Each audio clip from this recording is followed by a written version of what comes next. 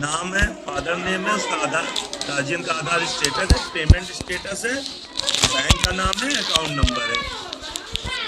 ये बैंक का नाम, अकाउंट नंबर वो है जिस खाते में उनके पैसा गया था। और इसमें आपके जो बच्चे, जैसे पिछले सत्र में 1 से 5 वाले बच्चे थे, तो 5 वाले जो बच्चे थे जो इस सत्र में प्रमोट हो गए हैं, आपके स्कूल से पास आउट हो गए हैं, लेकिन फोटो अपलोड वाली लिस्ट में वो भी बच्चे आपको प्रदर्शित होंगे। इसमें आपको, जैसे सर ने अभी बताया, जिन बच्चों को हमने बेनिफिट दिया था उनकी फोटो अपलोड करनी है।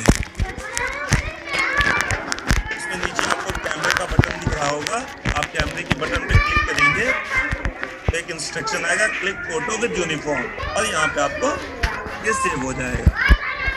उसके बाद आपको सिंक डेटा आएगा, क्योंकि ऑफलाइन भी चलेगा, आप अपने स्कूल में नेट नहीं है तो आप एक साथ सारे बच्चों की फोटो खींचते हुए रख लेंगे, और जब भी आपके सिस्टम में नेट आएगा या तो वो ऑटोमेटिक सिंक कर देगा, नहीं सिंक होता तो आप मैनुअल इसको सिंक कर दीजिएगा, तो आपके डेटा सर्वर पे सिंक हो जाएगा।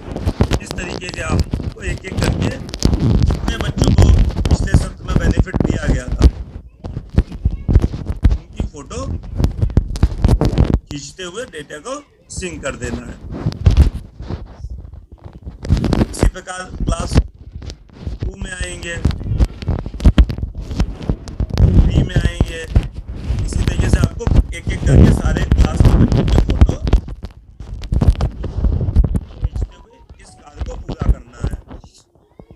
अगर आपके विद्यालय में 3 टीचर हैं तो आप लोग इसको कार्य को आपस में बात करते हुए बांट भी सकते हैं कि आसानी से और जल्दी हो जाए। कि क्लास आपने बांट ली कि क्लास 1 के बच्चों की फोटो एक्स टीचर खींचेंगे, क्लास 2 के बच्चों की फोटो वाई टीचर खींचेंगे, तो इस तरीके से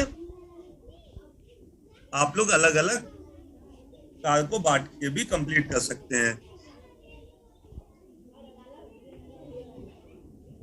इसी तरीके से सर ने अभी बात करी कि जो न्यू रजिस्ट्रेशन हम लोगों ने किया था, न्यू रजिस्ट्रेशन में आधार अनवेरिफाइड आया, उसके कई रीजन थे, जैसे डेट ऑफ बर्थ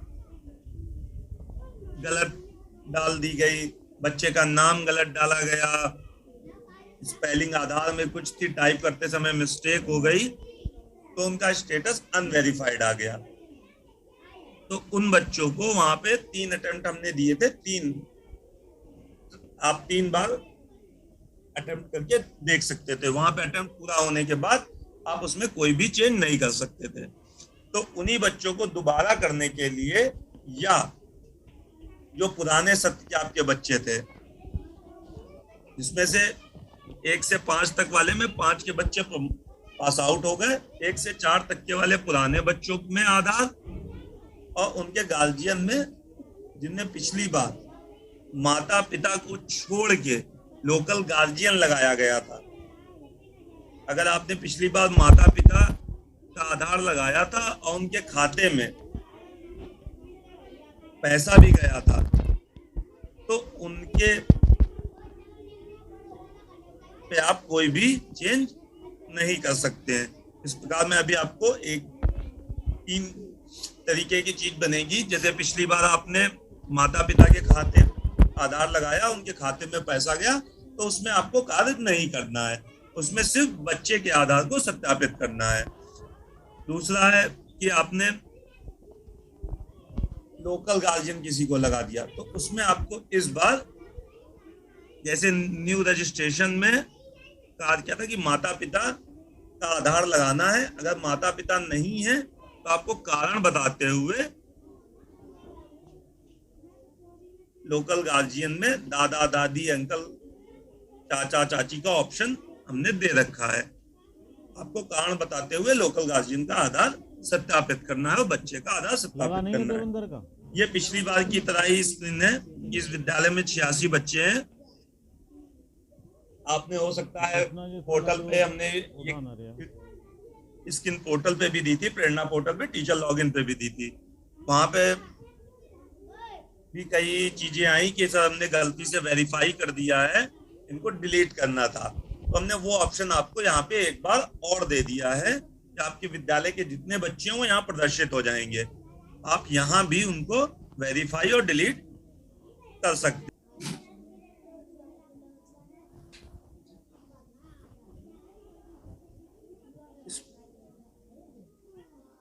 आप ऊपर देख भी सकते हैं कि टोटल 61 बच्चे थे, 86 बच्चे थे, जिसमें से 61 को भी बचे हुए 24 मैंने वेरीफाई कर दिए। तो मुझे सारे बच्चे वेरीफाई करने पड़ेंगे, मैं एक एक करके सारे बच्चों को वेरीफाई कर देता हूँ, वरना वेरीफाई के बिना ये आगे नहीं बढ़ेगा। जितने भी बच्चे मैं वेरीफाई करता जा रहा हूँ वो आप देखेंगे स्क्रीन में कि वो नीचे प्रदर्शित होते जा रहे हैं।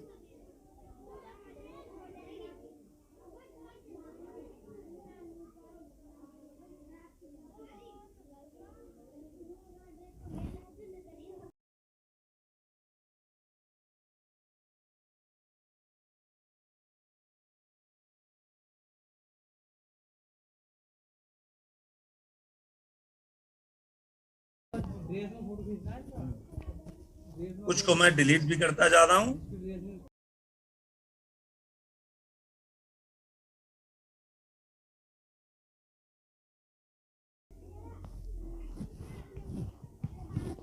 इस प्रकार आप बच्चों को पुनः वेरीफाई कर सकते हैं।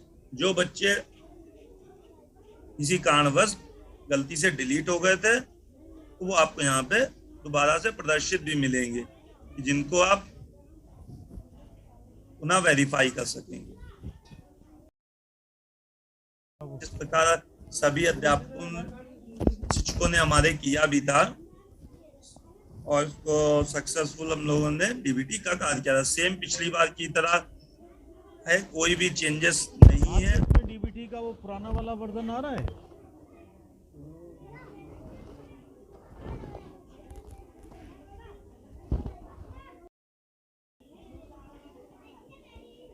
ये सारे बच्चे वेरीफाइड हो गए हैं। अब ये स्क्रीन भी आपने पिछली बार यूडाइस कोड भरना है। पिछली बार हमने देखा था कई अध्यापकों ने अपने ही विद्यालय का यूडाइस कोड गलत डाल दिया था, कोई भी 11 डिजिट डाल दी थी। किसी ने इसमें हम लोग ने देखा कि मोबाइल नंबर डाल दिया था, कई लोगों ने इसमें कुछ भी डाल दिया था। तो आप लोगों से एक इसको ध्यान पूर्वक देखते हुए सिर्फ ये एक वन टाइम एंट्री है, अपने विद्यालय का सही यूडाइस कोड भर के आगे बढ़े। इसके नीचे आपके में है कि 22-23 में जिस दिन आप इसको भर रहे हैं उस दिन तक आपके यहाँ कितने बच्चे पंजीकृत थे वो संख्या यहाँ पे आपको अपडेट कर देनी है। उसके बाद ये स्क्रीन पिछली बार की तरह आप लोगों ने देखा था जिस प्रकार डीबीटी में कार्य किया था कि आप अपने क्लास कक्षा को अलग अलग अलॉट कर सकते हैं कि मैं कक्षा 1 का कार्य कर लूं, 2 का कार्य कर लूं। तो मैंने अपने आप को सबको अलॉट कर लिया, तो फिर ये किसी और शिक्षक अलॉट करने के लिए कोई भी कक्षा नहीं मिलेगी। ये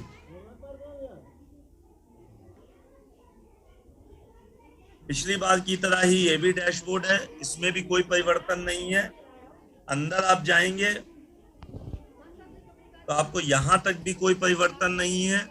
आपको जितने आपने बच्चे वहां वेरीफाई किए थे वो बच्चे यहाँ आपको इसमें प्रदर्शित होंगे। अब इन सारे बच्चे आपको यहाँ पे प्रदर्शित हो रहे होंगे। सेम जैसे आपने डीबीटी में कार्य किया था उसी तरीके से विवरण भरें पे आप क्लिक करेंगे तो आपको यहाँ पे पूरा फॉर्म आपको दिखेगा। हाँ, ये फॉर्म पिछली बार की तरह से बदला गया है। जैसा कि अभी आप लोग रजिस्ट्रेशन में देख रहे थे उसी फॉर्म को यहाँ पे लिया गया है। इस फॉर्म में आपको ऊपर दिखाएगा प्रेरणा पोर्टल पर दर्ज छात्र छात्राओं की जानकारी। कक्षा 1 में आयुष वर्मा है जिनका प्रवेशांक ये है।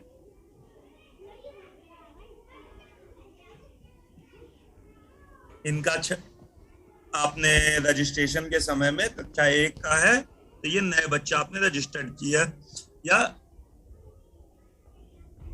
या तो इनका देखिए आधार पहले से आपको दिख रहा है कि बना हुआ है, यहाँ पे है, डेट ऑफ बर्थ भी आ रही और इनका आधार स्टेटस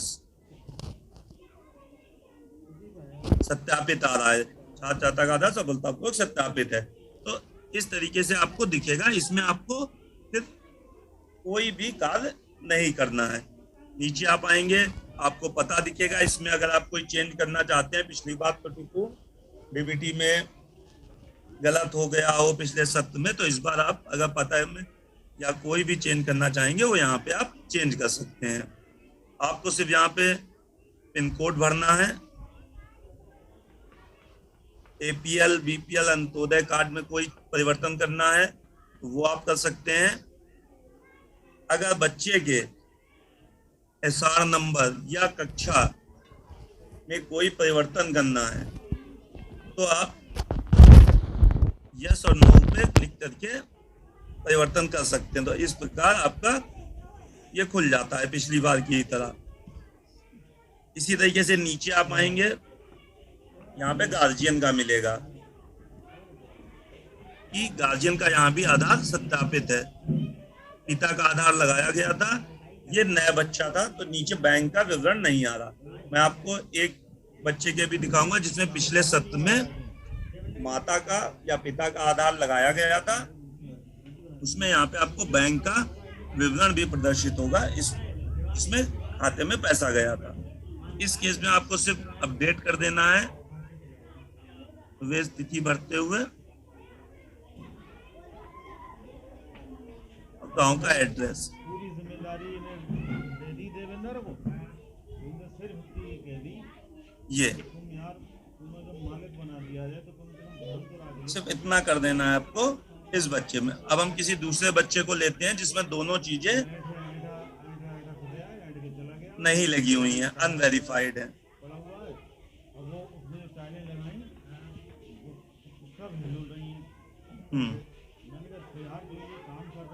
ठीक है, जैसे ये देखिए मैंने दूसरे बच्चे की इंफॉर्मेशन को ओपन किया तो इसमें भी आपको देखिए वही चीज प्रदर्शित होगी, सारी इंफॉर्मेशन। इसमें आपको देखिए आपने पोर्टल पे या न्यू रजिस्ट्रेशन पे ये तो बताया कि बच्चे का आधार बना है लेकिन उसका अनवेरिफाइड आया, तो आपको यहाँ पे पुनः एक मौका दिया जा रहा है कि आप यहाँ पे बच्चे का अगर आधार बन गया है या गलती से कोई गलती हो गई थी रजिस्ट्रेशन करते समय तो इसको आप यहाँ पुनः बच्चे का नाम, बालक बालिका, उसकी जन्म तिथि, relation, care of son of Aadhaar के अनुसार। इसमें care of son of Aadhaar के अनुसार इसमें बहुत ध्यान देना है। जैसे ही आप आधार कार्ड को देखते हैं, आधार कार्ड के बैक साइड में जहाँ पे पता लिखा होता है, पते के ही आगे सन ऑफ या केयर ऑफ लिख के माता पिता अंकल दादा दादी का नाम लिखा होता है। सिर्फ उस नाम को आपको यहाँ डालना है। जैसे मैंने अभी देखा पिछले रजिस्ट्रेशन वाले में बहुत से लोगों ने उसमें केयर ऑफ लिख दिया, जिसके कारण से उसका बच्चे का आधार अनवेरिफाइड आया। तो आपको इन चीजों का ध्यान देना है कि जो आधार के बैक में आप जाएंगे तो उसमें सिर्फ एक केयर ऑफ लिख के आगे के माता पिता दादा दादी कोई भी एक नाम लिखा होगा उसको यहाँ पे मेंशन करना है। छात्र का आधार नंबर जो भी होगा आपको वैलिड डालना है। अभी मैंने डमी डाला इसलिए वो बता रहा है। आप क्लिक टू वेरीफाई पे करेंगे, वो आपका आधार वेरीफाई कर देगा। इसी प्रकार आपको सारी चीजें बच्चे की पिछली बार जो आपने डीबीटी में भरी थी वो आपको भरी हुई प्रदर्शित होंगी। अगर आपको उसमें लगता है कि नहीं कोई त्रुटि इस बार पिछली बार हो गई थी, इस बार चेंज करना चाहते हैं तो उसको आप बदल सकते हैं। इसी तरीके से आपके नीचे गार्जियन का है, आप कंसर्न को एक्सेप्ट करेंगे तो आपको ये आ जाएगा किसका आधार सत्यापित किया जाना है। अगर आपने बोला माता का, तो इसमें आपको अभिभावक का आधार नंबर, माता का यानी कि आधार नंबर, उनका नाम, और ये माता है तो महिला सेलेक्ट हो गया, वो क्लिक टू वेरीफाई करना है। अगर माता पिता दोनों ने आप अन्य सेलेक्ट करते हैं तो आप देखेंगे रजिस्ट्रेशन में जिस प्रकार का फॉर्म ओपन हो रहा था उसी प्रकार का यहाँ पे प्रदर्शित होगा कि आपने अन्य क्यों लगाया, कि क्या माता पिता कोई जीवित नहीं है, तो आपको वही जैसा न्यू रजिस्ट्रेशन में पूछा जा रहा था, क्या प्रधान सभा सत्य उदासे का प्रमाण पत्र लेकर विद्यालय में सुरक्षित रखा गया है।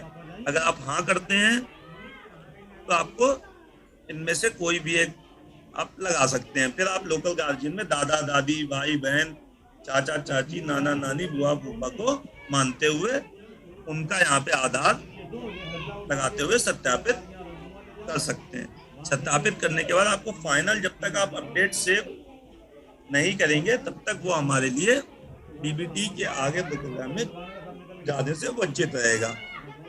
अगर आप इसी में कहते हैं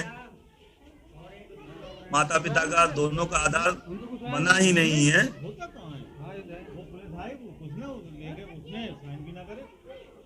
तो आपके पास आ जाएगा कृपया माता पिता का आधार बनवाएं, तब आधार सत्यापित करें। तब सिर्फ आपको अपडेट एंड सेव के बटन पे क्लिक कर देना है। अब ये आप एक बार भर देंगे सेव करके, ये तब तक आपके लिए यहाँ पे अपडेट के लिए खुला रहेगा जब तक आप इनके आधार को बनवा के ले नहीं आएंगे। तब तक ये आप स्क्रीन में आके आप दोबारा इसकी एंट्री पुनः यहाँ जाके कर सकेंगे। आपको उसी तरीके का फॉर्म मिलेगा। तीसरे बच्चे में दिखाते हैं हम आपको कि इसमें इसमें देखिए बच्चे का आधार सत्यापित है, इसमें माता का भी आधार सत्यापित है।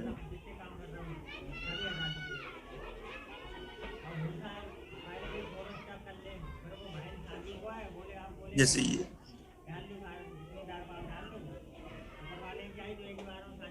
इसमें आप देखेंगे कि बच्चे का आधार सत्यापित नहीं है और गार्जियन का आधार सत्यापित है। इसमें आपने फॉर्म पे, ये पुराना बच्चा है क्लास का, इसमें आपने कोई भी इंफॉर्मेशन पोर्टल पे ना रजिस्ट्रेशन करते समय भरी, तो यहाँ पे आपको पुनः वो पूछ रहा है क्या आप हाँ करेंगे तो ये आपका आ जाएगा छात्र छात्रा के नाम आधार के अनुसार भरें।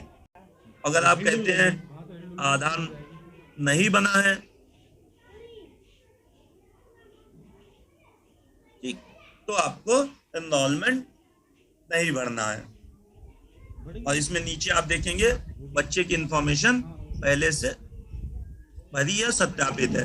इसी तरीके से मैं एक आपको दिखाता हूं कि जिनमें पिछले सत्र में पेमेंट भी चला गया था, उनमें किस प्रकार प्रदर्शित होगा।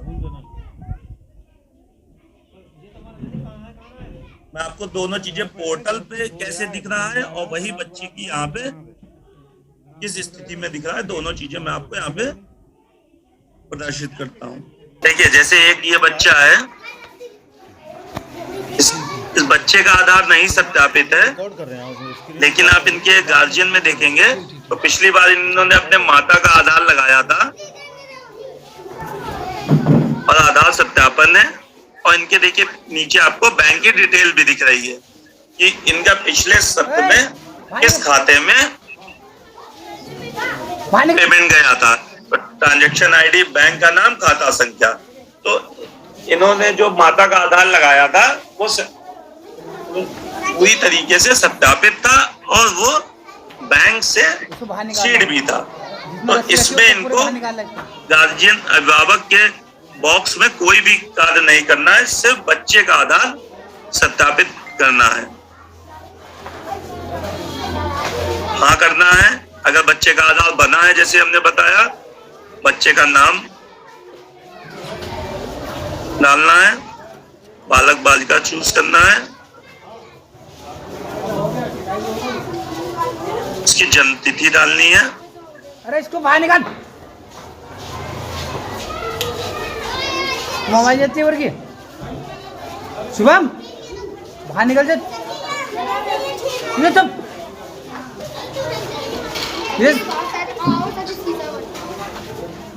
अब आप लोग कहें, एक होगा कि केयर ऑफ में बच्चे के साथ संबंध में इतने रिलेशन क्यों आ रहे हैं।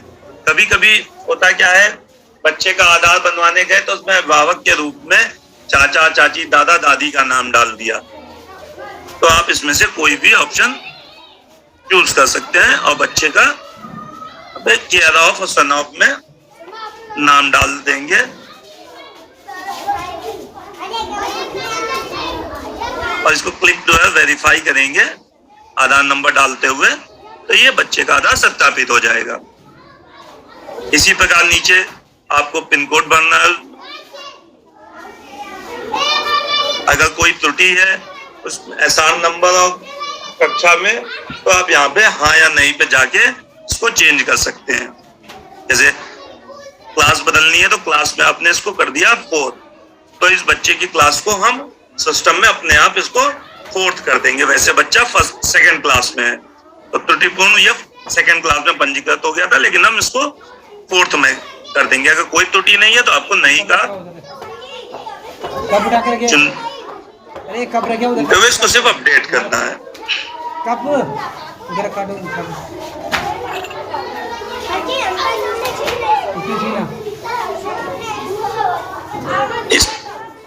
इसमें आपको बच्चे की और एक कंडीशन पे बच्चे को आपको अपडेट करने में आधार चेंज कर सकते हैं।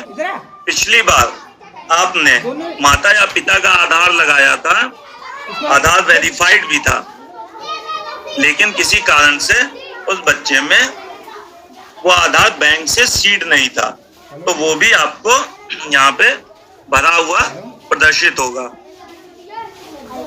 लेकिन अगर उसको आप चेंज करना चाहेंगे तो वहां पे आप बदल सकेंगे। अगर माता का लगाया था पिछली बार तो आप पिता का लगा सकेंगे, पिता का लगाया था तो आप माता का लगा सकेंगे।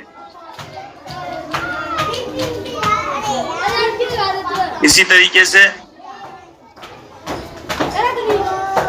हेलो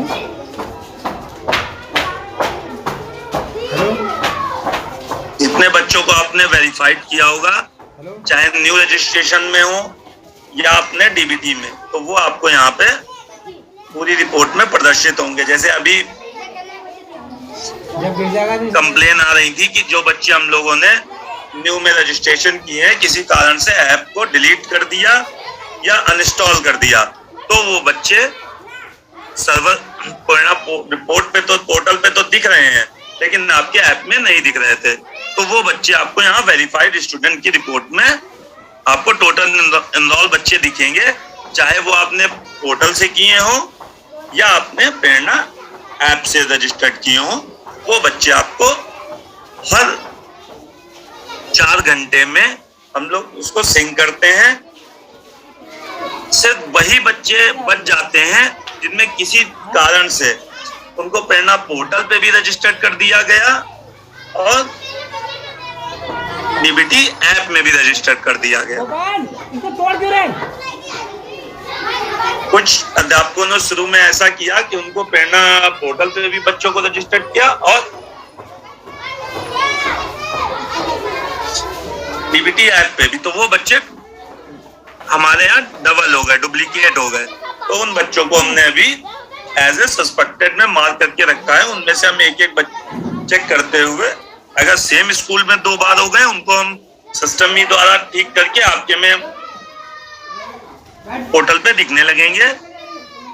अगर वो बच्चे, कुछ बच्चे ऐसे भी हम लोगों ने देखा एनालिसिस में इस बार कि वो बच्चे किसी दूसरे जिले में भी पढ़ रहे हैं और आपने रजिस्टर किया तो आप यहाँ भी पढ़ रहे हैं।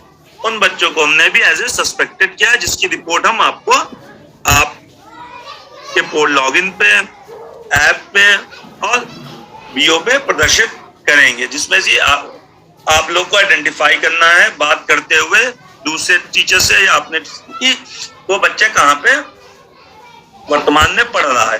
ठीक है, अब यहाँ पे आधार हम बच्चों का ले रहे हैं, तो एक जैसे ही आप एक से अधिक जगह उन बच्चों को एडमिशन करेंगे, सिस्टम अपने आप बता देगा कि ये बच्चा एक से ज्यादा विद्यालय में रजिस्टर्ड है।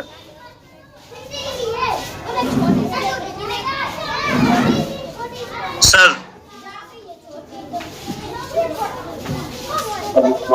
हाँ हिमांशु जी, हो गया आपका? हाँ सर, इसके अलावा सारे ऑप्शन हो गए।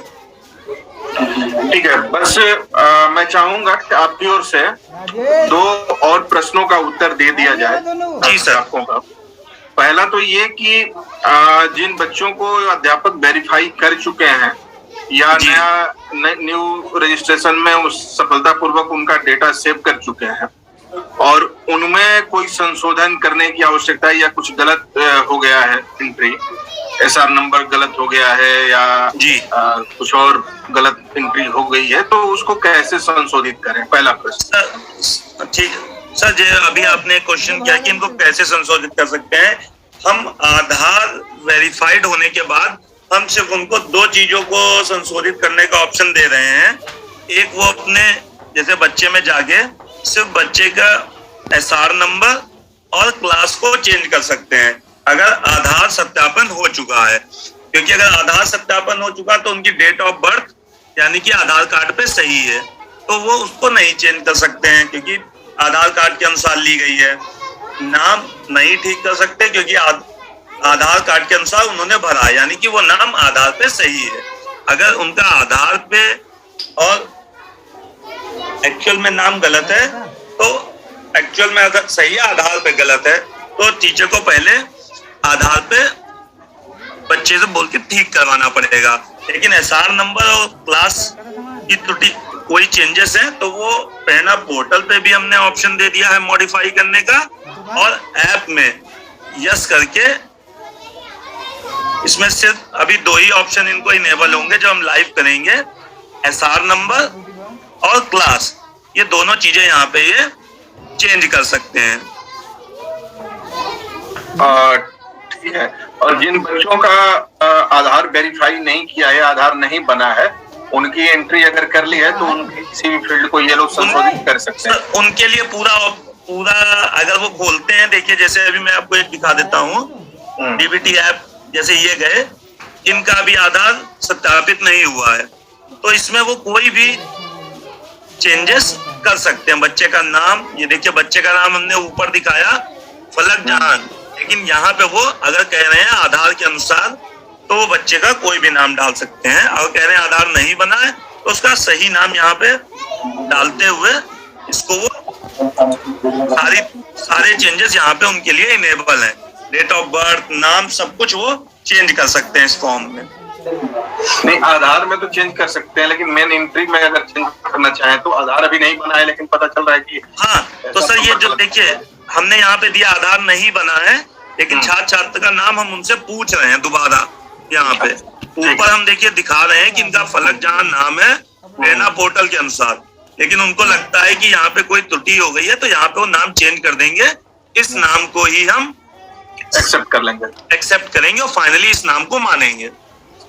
जो दूसरा ये कि कुछ लोगों का प्रश्न ये है कि बच्चों को वेरीफाई किया गया हो या उनकी एंट्री की गई, लेकिन वो पोर्टल पे काफी दिन हो गए शो नहीं कर रहे हैं, तो इसमें अगर सस्पेक्टेड बच्चा नहीं है तो फिर कोई और तो रीजन नहीं होगा?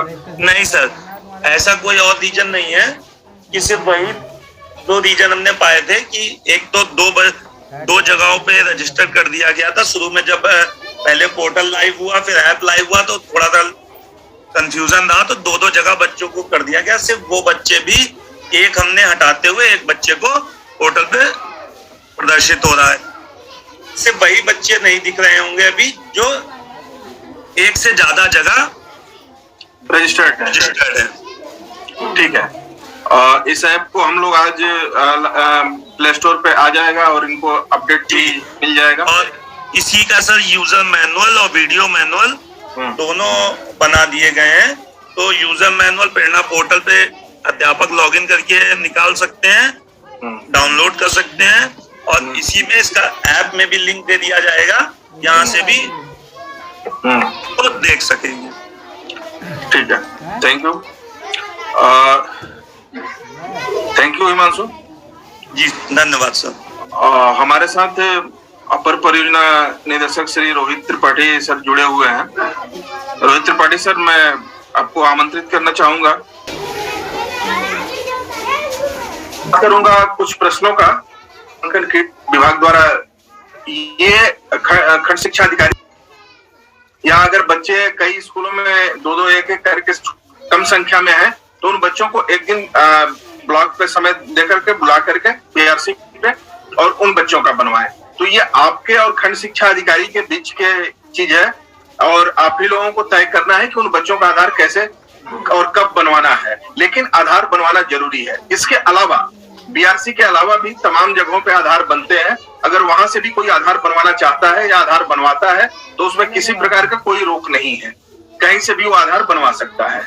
उनकी सुविधा के लिए ब्लॉकों पर भी हर बीआरसी पे भी ये सुविधा दी गई है कि अगर और कहीं नहीं बन पाता है तो आप बीआरसी से बनवा लीजिए। पहली चीज।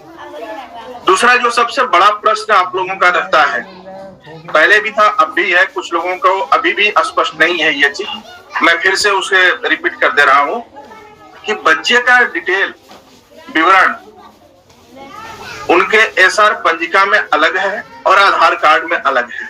जैसे नाम में भिन्नता हो सकती है, नाम के स्पेलिंग में भिन्नता हो सकती है। दूसरी चीज कि उनके डेट ऑफ बर्थ में कई बच्चों के भिन्नता आई है और देखी गई है। तो सबसे पहला तो ये है कि आपको ये तय कर लेना है अभिभावक से बात करके कि उसका कौन सा विवरण सही है, आधार वाला विवरण सही है या एसआर पंजिका वाला सही है। अगर उसका विवरण एसआर पंजिका में जो आपने लिख रखा है, विद्यालय पंजिका में जो लिखा है, वो विवरण अगर उसका सही है और आधार में गलत है, तो उस बच्चे का आधार संशोधन करवाना पड़ेगा। और आधार संशोधन भी वहीं से होगा जहां से उसका आधार बनना है, यानी बीआरसी से हो सकता है या कोई दूसरा आधार इनरोलमेंट सेंटर है वहां से हो सकता है। तो अगर रजिस्टर में दिया गया विवरण सही है और आधार में गलत है, तो आधार में संशोधन कराएं, क्योंकि जो गलत है उसी को तो संशोधित हमें कराना है, वहां करवाएं। अब अगर अभिभावक कहता है कि नहीं, आधार में दिया हुआ डिटेल सही है, आपके एसआर पंजिका में गलत है, तो बड़ा स्पष्ट है ये कि एसआर पंजिका में आपको किसी प्रकार का परिवर्तन, किसी प्रकार की छेड़छाड़ नहीं करनी है। इसके लिए बीच का एक रास्ता ये निकाला गया था कि आप विद्यालय पे एक अलग रजिस्टर बना लें। उस रजिस्टर के पहले पन्ने पे, जहाँ पे आप पेज वेरीफाई करते हैं कि प्रमाणित किया जाता है कि इस पंजिका में कुल इतने पेज हैं, वहीं पे यह भी लिख दें कि यह पंजिका मात्र डीबीटी प्रक्रिया के लिए मान्य है। इस पंजिका में भरे गए विवरण मात्र डीबीटी प्रक्रिया के लिए मान्य है, अन्य किसी कार्य के लिए मान्य नहीं होंगे। और उस पंजिका में आप स्पष्ट बना लीजिए कि छात्र पंजिका के अनुसार बच्चे का एसआर नंबर नोट कर लीजिए। एसआर नंबर के बाद आप लिख लीजिए कि छात्र पंजिका के अनुसार बच्चे का नाम, बच्चे की जन्म तिथि, बच्चे के माता पिता का नाम, और आधार कार्ड के अनुसार बच्चे का नाम, बच्चे की जन्म तिथि, बच्चे के माता पिता का। और इस चीज को हेडमास्टर उस पर लिख करके प्रमाणित कर ले। और आधार सत्यापन के समय जैसा आधार कार्ड में लिखा हुआ है, बिल्कुल वैसा ही आपको उसमें एंट्री करनी है। नाम की स्पेलिंग में कोई अंतर नहीं आना है, और न ही नाम में कुछ अतिरिक्त चीजें जोड़नी है और न ही घटानी है।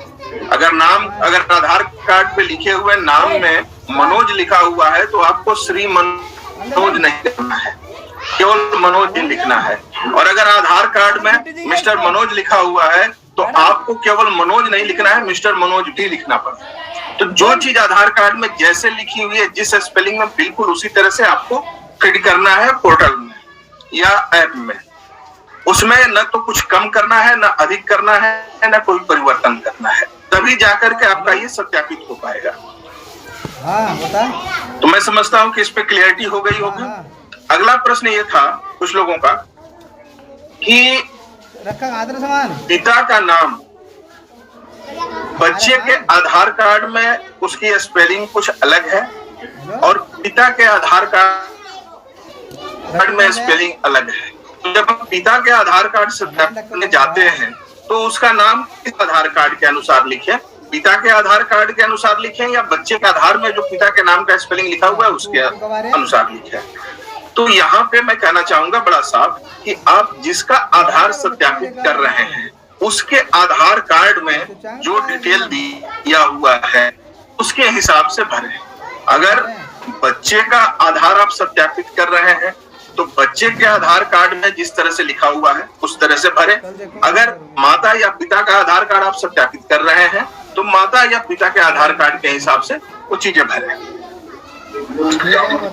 तीसरा प्रश्न पिछले साल के बारे में कुछ लोगों ने प्रश्न ये पूछा है कि कुछ बच्चों का रजिस्ट्रेशन पोर्टल पे नहीं हो पाया था या पोर्टल पे डीबीटी प्रक्रिया के कारण पोर्टल पे रजिस्ट्रेशन एक्सेप्ट किया जाना बंद किया जा चुका था, उसके बाद उन लोगों ने एंट्री की। तो उन बच्चों के लिए क्या करें? तो आप जान रहे हैं कि विद्यालयों में वैसे तो औपचारिक रूप से प्रवेश की समय सीमा निर्धारित है, लेकिन हम कभी भी कोई भी बच्चा प्रवेश लेने आए तो उसे मना नहीं कर सकते हैं। लेकिन डीबीटी प्रक्रिया के लिए हमें कहीं ना कहीं रजिस्ट्रेशन को रोकना पड़ेगा, तभी हम उसे आगे प्रोसेस कर सकते हैं। ऐसा नहीं होगा कि कोई बच्चा मार्च में आकर के 15 मार्च को हमारे विद्यालय में एडमिशन ले ले और तब तक हम उसका वेट करें 15 मार्च तक और उसका प्रोसेस करें, तो नहीं हो पाएगा। तो विद्यालय में प्रवेश की जो तिथि वर्णित है, दी गई है, उसके जो औपचारिक रूप से जो तिथियां निर्धारित है उन तिथियों तक प्रवेश लेने के बाद 5 से 10 दिन का अतिरिक्त समय हम देते हैं और उसके बाद हम उसे रजिस्ट्रेशन पोर्टल पे एक्सेप्ट करना बंद कर देते हैं, क्योंकि हमें उसके बाद आगे की प्रोसेसिंग करनी होती है। तो अगर पिछले साल किसी बच्चे का रजिस्ट्रेशन नहीं हुआ, कोई बात नहीं, इस साल समय है, उसका रजिस्ट्रेशन आप कर दीजिए। उसके रजिस्ट्रेशन में आप ध्यान देंगे, उसका रजिस्ट्रेशन सिर्फ 22-23 में करेंगे आप, और 22-23 में जो उसकी कक्षा होगी उसी कक्षा में होगा। लेकिन उसमें जो प्रवेश की तिथि डाली जाएगी, प्रवेश की तिथि डाली जाएगी जब वास्तव में उसने आपके विद्यालय में प्रवेश लिया था। यानी अगर पिछले साल वो प्रवेश लिया है तो प्रवेश की तिथि 2021 वाली डाली जाएगी। भले ही उसका पंजीकरण आप सत्र 22-23 में कर रहे हैं, पिछले साल कक्षा 3 में उसने एडमिशन लिया था, अब 4 में आ गया है, तो 22-23 में कक्षा 4 में आप दिखाएंगे। लेकिन उसकी प्रवेश की जो कक्षा 3 में उसने प्रवेश लिया था, जो जिस डेट को लिया था वही डेट आप डालेंगे। तो जब वही डेट डालेंगे तो खुद ब खुद ये समझ जाएगा, इसमें किसी प्रकार की कोई संशय सुबह की गुंजाइश नहीं है। तीसरी अगला प्रश्न कुछ लोगों का ये था कि कुछ बच्चे जो पिछले सालों में थे और उन्होंने लाभ भी लिया और अब वो किसी प्राइवेट स्कूल में चले गए हैं, उनका क्या करें, वेरीफाई करें कि न करें? स्पष्ट रूप से उनको न करें। जो बच्चे आपके स्कूल में जेन्युइन है, वास्तव में है, केवल उन्हीं को आप वेरीफाई करें। उन बच्चों का डेटा अपने विद्यालय से डिलीट करें जो किसी और विद्यालय में चले गए। अगर परिषदीय विद्यालय में ही कहीं और चले गए हैं तो वहां पे ट्रांसफर करना है तो वहां पे ट्रांसफर कर दें। अगर प्राइवेट में चले गए हैं तो उनको अपने सिस्टम से उनको डिलीट करिए। अगला प्रश्न एक ये था कि अगर माता पिता किसी का आधार नहीं बना है तो क्या करें? तो स्पष्ट सी बात है कि आधार बनवाने होंगे बच्चों के भी और माता या पिता के भी, और न केवल आधार बनवाने होंगे बल्कि उस आधार से सीडेड एक अकाउंट का भी होना जरूरी है। कुछ लोगों का प्रश्न था कि पिछले सालों में जो अकाउंट दिया गया था उसमें पैसा न जाकर उसके किसी दूसरे अकाउंट में गया। यहाँ बड़ा स्पष्ट बता दें कि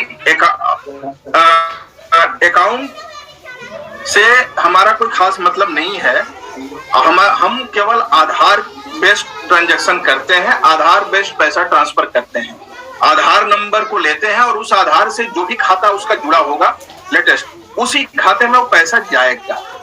अब उस पेरेंट्स ने पहले कोई ऐसा खाता दिया है जो खाता आधार से नहीं जुड़ा है और कोई ऐसा खाता है उसका जो आधार से जुड़ा हुआ है लेकिन उसने दिया नहीं है, तो पैसा उसी में जाएगा जो खाता उसका आधार से जुड़ा हुआ है। इसलिए अगले प्रश्न में कुछ लोगों ने पूछा है कि पिछले साल के खाते में आईएफएससी कोड चेंज हो गया है। कोई दिक्कत नहीं है, आईएफएससी कोड से और खाते नंबर से हमें कोई मतलब नहीं, हमें मतलब है आधार सत्यापित होने से, और उस आधार से कोई ना कोई खाता जुड़ा होना चाहिए, कोई ना कोई खाता सीडेड होना चाहिए। तो उस आधार नंबर से जो भी खाता सीडेड होगा उसमें ऑटोमेटिकली चली जाएगा, पैसा चला जाएगा। उसमें आपको आईएफएससी चेंज करने या खाता नंबर चेंज करने की कोई आवश्यकता ही नहीं होगी।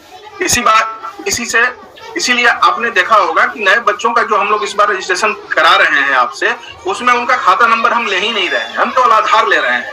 हाँ, उनके आधार से कोई ना कोई खाता जुड़ा अवश्य होना चाहिए, खुद ब खुद पैसा उस आधार के अनुसार उनके खाते में चला जाएगा, उस आधार से जो भी खाता उनका सीडेड होगा उसमें।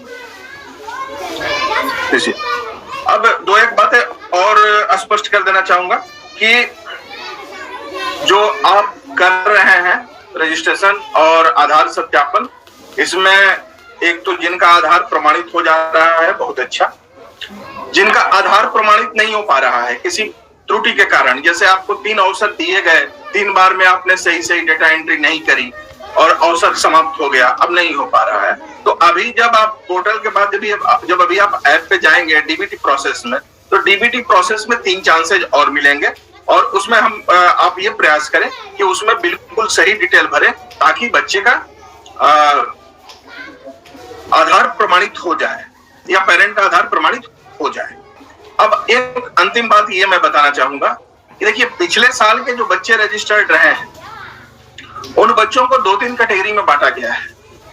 पहली कैटेगरी तो वो है कि पिछले साल जिन बच्चों का रजिस्ट्रेशन हुआ और उनको पैसा, उनके लिए उनके पेरेंट्स के अकाउंट में पैसा भी चला गया, और जिसके अकाउंट में पैसा गया वो उनके माँ या बाप है, माता या पिता है, तो वहां पे कोई चेंज नहीं करना है, कोई चेंज करने का अवसर भी नहीं दिया गया।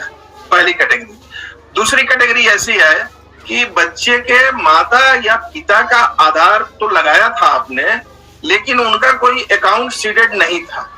जैसे आपने पिता का लगाया था आधार, लेकिन पिता के आधार से कोई अकाउंट सीडेड नहीं था। अब आप चाहते हैं कि हम माता का आधार लगा दें क्योंकि माता के आधार से अकाउंट कोई ना कोई सीडेड है, तो वहां पे आपको एक सुविधा दी जाएगी कि पिता के स्थान पे माता का या माता के स्थान पे पिता का चेंज करते हैं।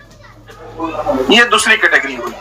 तीसरी कैटेगरी वो है कि लास्ट ईयर आपने गार्जियन का लगाया, बहुत संख्या में बच्चों के माता पिता के बजाय उनके गार्जियन का आधार लगाया। इस बार वो जो गार्जियन के आधार थे उस आधार को बिल्कुल हटा दिया गया है और आपको उनके माता या पिता में से ही किसी का आधार वहां लगाना होगा और उनका अकाउंट सेट करवाना होगा। अगर उस बच्चे के माता या पिता में से कोई जीवित नहीं है, तो जैसा कि नए बच्चों के रजिस्ट्रेशन में आपको ऑप्शन आ रहे हैं कि माता पिता दोनों जीवित हैं कि नहीं है, या क्या माता पिता का आधार नहीं बना है, कोई ना कोई आधार बनवा ले, ये कोई असंभव सी बात नहीं है। अगर माता पिता दोनों ही जीवित नहीं है तो उस केस में ग्राम प्रधान के स्तर से प्रमाण पत्र लेने के बाद आप उनके अभिभावक के रूप में आधार प्रमाणित कर सकते हैं उनके किसी रिश्तेदार का। रिश्तेदारों की एक बड़ी सी लिस्ट आपको दी गई है, 12 उसमें है रिश्तेदार, कोई ना कोई उस 12 में से कोई ना कोई रिश्तेदार जरूर होगा जिसके खाते में पैसा जाएगा। तो आप वो प्रमाण पत्र लेने के बाद अगर बच्चे के माता या पिता दोनों में से कोई जीवित नहीं है तो वो प्रमाण पत्र प्रधान या सभासद से लेने के बाद उसके किसी रिश्तेदार का आधार आप प्रमाणित करें और उस आधार से जुड़ा हुआ जो सीडेड खाता होगा उसमें वो पैसा जाएगा। तो इस तरह से पिछले साल के जो रजिस्ट्रेशन रहे हैं उनके आधार प्रमाण में 3 कैटेगरी हमने बता दी और सारे बच्चों का आधार सत्यापित किया जाना है। अब इसमें आप ये भी जान लीजिए कि अगर बच्चे का आधार नहीं बना है तो आधार बनवाना भी है और आधार सत्यापित भी करना है। जिनका आधार सत्यापित नहीं हो पाएगा संभवतः वो वंचित हो जाएंगे।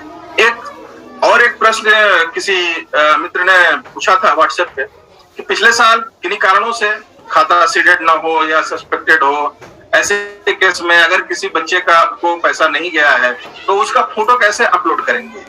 बड़ा स्पष्ट उसमें हिमांशु जी ने शुरुआत में ही बताया था कि फोटो अपलोड में केवल उन्हीं बच्चों की लिस्ट आपको मिलेगी जिन बच्चों के खाते में, जिन बच्चों के माता पिता या उनके गार्जियन के खाते में पिछले साल पैसा गया होगा।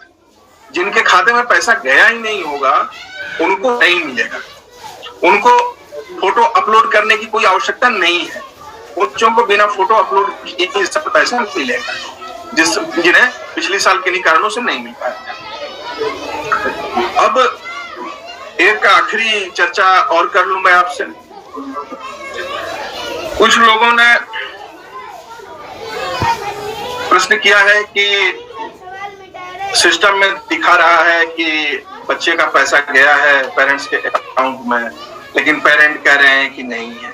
ऐसी चीजें पहले भी संज्ञान में आई हैं और जब इनकी जांच की गई है तो ये पाया गया है कि वास्तव में पैसा गया है।